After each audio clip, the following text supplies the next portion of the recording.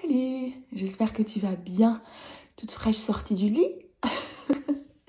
Bon, mardi, je me suis dit que j'allais te faire une petite vidéo ce matin, au lever, comme ça, avant que toute ma petite tribu débarque.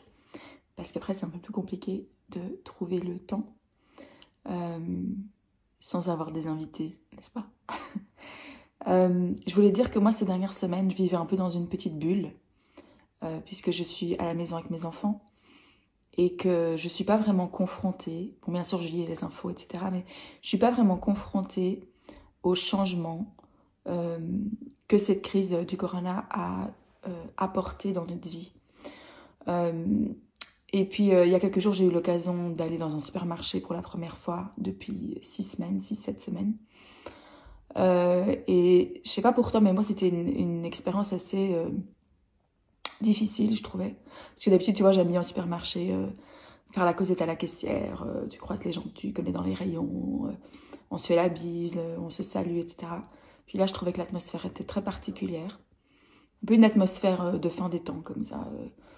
Beaucoup de gens derrière les masques, avec des lunettes, les gants. Enfin, les gens, tu vois que non seulement ils sont protégés, évidemment, mais ils sont aussi très recroquevillés. Donc, les regards sont fuyants. Enfin, ouais, ça m'a beaucoup affectée, en fait, de réaliser que, qu'on le veuille ou non, on est en train de vivre des temps de changement sans précédent. Il y a l'avant, et puis on est dans un présent un petit peu vague, pour certains en tout cas, qui va d'échéance en échéance. Et puis il y a l'après, qui reste un point d'interrogation pour beaucoup d'entre nous. En tout cas, on est sûr qu'on est sur un moment de l'histoire qui est un moment pivot, où on est en train de vivre des changements sans précédent. Notre monde, je pense que la plupart d'entre nous, en tout cas moi au début du confinement, je me disais, bon, une fois que ce sera fini, nous retournerons à la vie d'avant. Je pense que la vie d'avant telle que nous l'avons connue n'existe plus et qu'il va y avoir un après bien différent. Ah ben merci pour l'encouragement. Ah, pourquoi je te dis ça? Parce que il y a quelques années, quand j'étais au Canada, quand il y a quelques années, il y a plus de 10 ans, j'ai entendu une histoire qui m'a marquée, qui est restée avec moi et qui m'est revenue en tête ces derniers jours et qui m'a hyper encouragée. Ça se passe en 1919. En fait, ça commence en 1915, en Alabama. Il faut savoir qu'en Alabama, donc c'est un état des États-Unis, il y avait d'énormes... Enfin, toute l'industrie de l'agriculture, une grosse partie en tout cas à l'époque, était basée sur les champs de coton. Et avec tout ce que ça comporte de moins glorieux de l'histoire, mais bon, voilà. On n'est pas là pour parler de ça aujourd'hui, même si c'est terrible. En tout cas, dans l'industrie du coton, en 1915, il y a un insecte qui débarque. Ça s'appelle un charançonnier du cotonnier. Et oui, je parle insecte. Avec 3 garçons à la maison, il faut bien que je m'adapte. C'est un petit insecte de 6 mm, pas très gros, mais qui a fait des ravages sans précédent dans toute l'industrie du coton.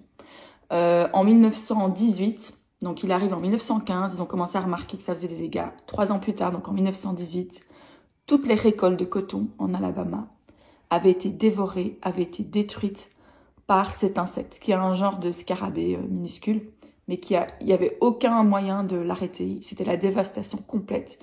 Ce que certaines personnes ont d'ailleurs appelé une calamité sans précédent dans la région.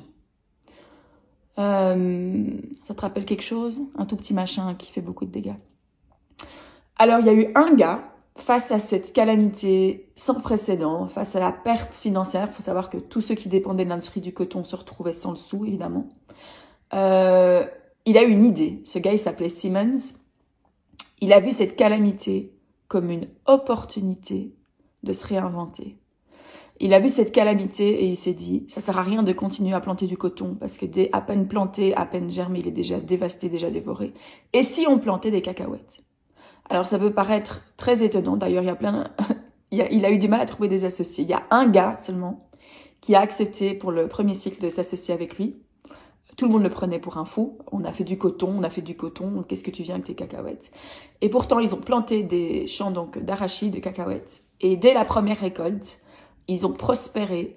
Et c'était des fermiers qui s'étaient évidemment endettés à cause de la crise du coton. Dès la première récolte, ils ont pu rembourser leurs dettes et ils avaient un surplus pour réinvestir dans la suite. Donc évidemment, ils ont eu beaucoup plus de partenaires après qui étaient intéressés par leur business.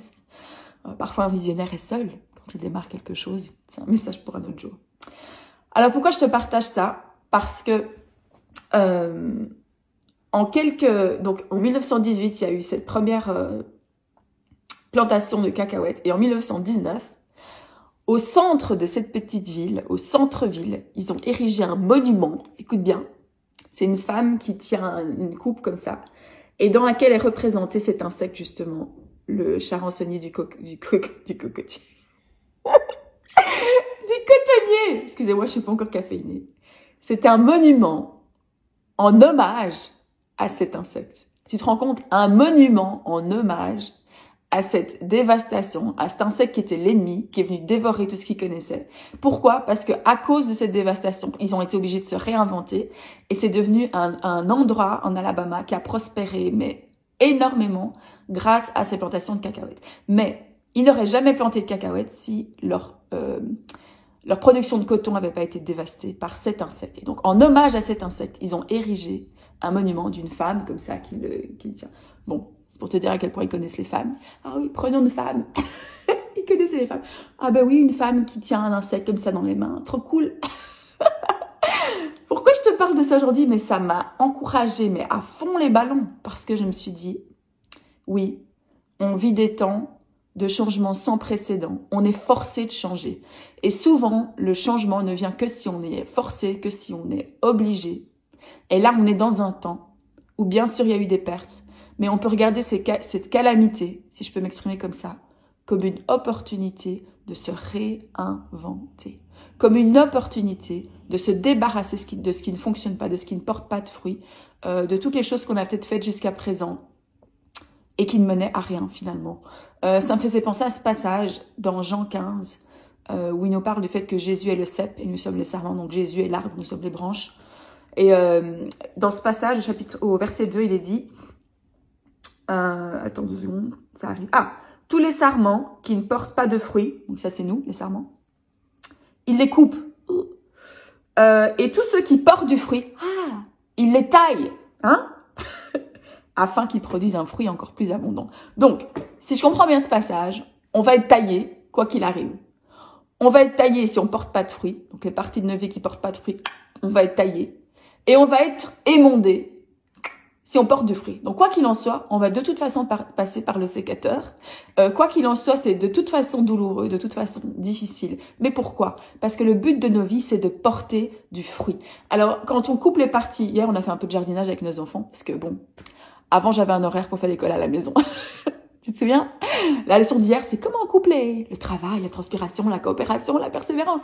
On va finir par en faire des individus autonomes.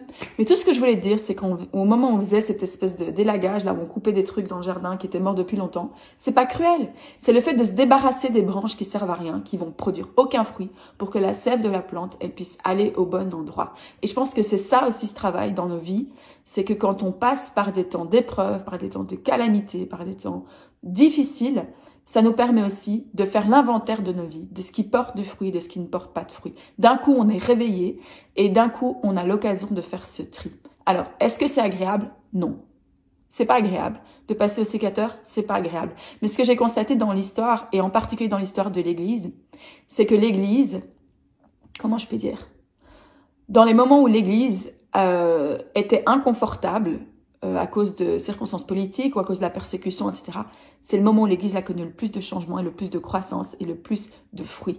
Alors oui, est-ce qu'il faut passer par ces moments où on est inconfortable, où on est mal à l'aise, où on est challengé, où on est interpellé? C'est pas des moments agréables, mais c'est des moments de croissance. C'est des moments où potentiellement cette calamité horrible qu'on a traversée, je suis pas en train de te dire « Vive le corona !» C'est horrible et j'en ai marre et j'ai envie que ça s'arrête. J'en ai ras-le-bol, moi, de cette situation. Je te le dis franco. Mais est-ce que ce moment de calamité, c'est pas aussi une opportunité de se reconnecter au but initial de nos vies, de se reconnecter à nos cœurs, de se reconnecter à nos maris, nos femmes, voilà, ça dépend un peu, je sais pas qui t'es là, de se reconnecter à nos enfants, de se reconnecter à notre famille, de se reconnecter à notre église et aux intentions de Dieu pour notre vie. C'est le moment de se reconnecter à l'essentiel et c'est le moment de se réinventer. Je sais que ça doit faire peur. J'imagine, moi, je suis pas pasteur d'une église. D'ailleurs, je voudrais préciser en disant que ce que je fais ici, ça remplace pas du tout l'église, ça remplace pas du tout les pasteurs. Voilà, merci pour tout ce que vous faites. Mais c'est vrai qu'ils sont dans une situation là où du jour au lendemain, mais ce qu'ils ont toujours fait ou comme ils l'ont toujours fait, ça ne fonctionne plus. Ils sont obligés de se réinventer. Et à la fois, je suis sûre que c'est plein de challenges, à la fois, je suis sûre que c'est peut-être plein d'insécurité, de difficultés. Je ne vais pas parler pour eux, j'imagine, peut-être que je me trompe, j'en sais rien. Mais à la fois, peut-être que c'est l'opportunité la plus extraordinaire qui nous a été donnée de nous recentrer sur l'essentiel, de nous reconnecter à nos cœurs, de nous reconnecter au cœur de Dieu et de nous réinventer. En tout cas, c'est ce que je te souhaite. Je te souhaite un bon mardi et je te retrouve ici avec plaisir dès que possible. Salut, bye!